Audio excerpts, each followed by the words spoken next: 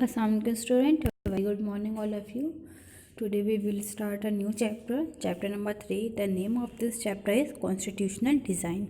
ठीक है, तो आज हम इस चैप्टर में पढ़ेंगे कॉन्स्टिट्यूशनल डिज़ाइन के बारे में कि हमारा कॉन्स्टिट्यूशन किस तरह से डिज़ाइन हुआ था. So let's start your chapter. Firstly, we discuss the introduction. This lesson deals with the word constitution as a whole. The example of South Africa with respect of apartheid is explained. The period in which Indian constitution was made is discussed. The key feature of Indian constitution are discussed.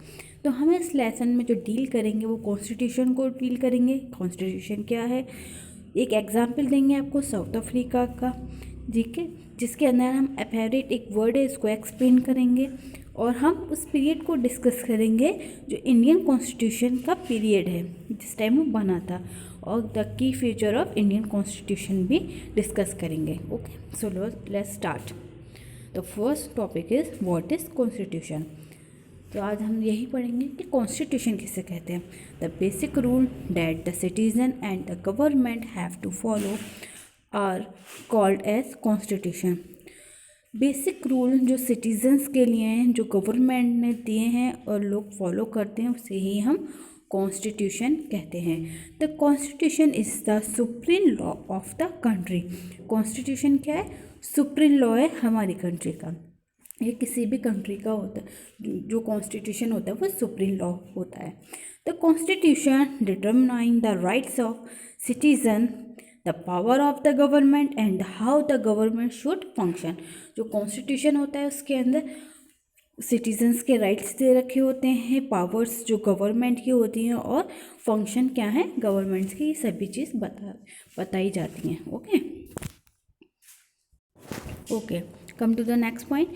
Democratic constitution in South Africa struggle against apartheid.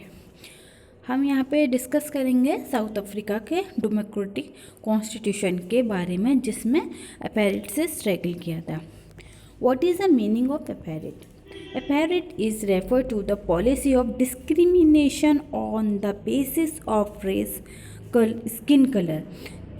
apartheid हम कहते हैं उस discrimination को, उस policy है एक ये discrimination की जिसमें लोगों के उनको रेस और उनकी स्किन के कलर के बेस पर उनको जो है अनइक्वल किया जाता है सोसाइटी में. आप सिंपल लैंग्वेज में हम यही कह सकते हैं, ठीक है.